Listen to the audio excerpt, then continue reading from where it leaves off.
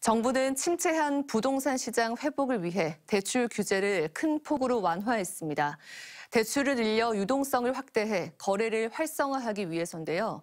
대구의 미분양 급증 사태가 규제 완화에 중요한 요인이 된 것으로 보이는데 대구에서는 실효성이 없을 것으로 보입니다. 보도에 신병철 기자입니다.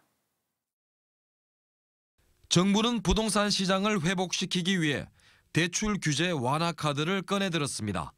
다음 달부터 무주택자 등의 주택담보대출 비율이 집값과 관계없이 50%로 상향 조정됩니다. 투기지역, 투기과열지구내 15억 원을 넘는 아파트의 주택담보대출도 허용합니다. 하지만 대출에 가장 큰 영향을 주는 DSR, 즉 총부채 원리금 상환 비율에 대한 규제는 손을 대지 않았습니다. 또 주택담보대출 금리가 8%에 육박하고 있어 정부의 이번 규제 완화 정책이 시장 회복에 별 실효성이 없을 것으로 보입니다. 추가로 금리가 더 오를지 모르는 불확실성이 있는 데다가 물가 불안까지 겹쳐가지고 좀 더 관망해보자는 심리가 강하기 때문에 거래로 나아가지 않을 것 같고요. 대구 부동산 시장 상황은 더 심각합니다.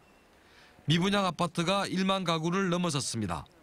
9월 주택매매 거래량이 지난해 같은 기간보다 61.3% 줄어드는 등 전국에서 시장이 가장 얼어붙어 있습니다. 미분양보다 더욱 심각한 것은 새 아파트에 입주할 사람이 없다는 것입니다.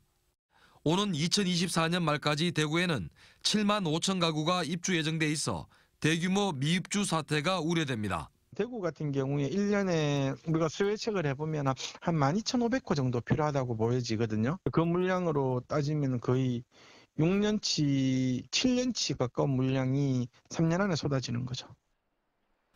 주택금융업계에 따르면 사업비를 못 구해 구입한 토지가 공매로 나오거나 금융이자를 내지 못하는 부동산 PF 사업장은 전국적으로 8곳인데 이 중 7곳이 대구에 집중돼 있습니다.